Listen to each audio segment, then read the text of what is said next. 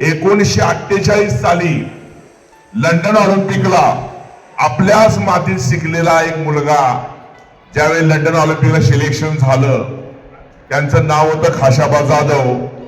आणि 1948 ला जाताना त्यांच्याकडं लंडनला जायला पैसे नव्हते.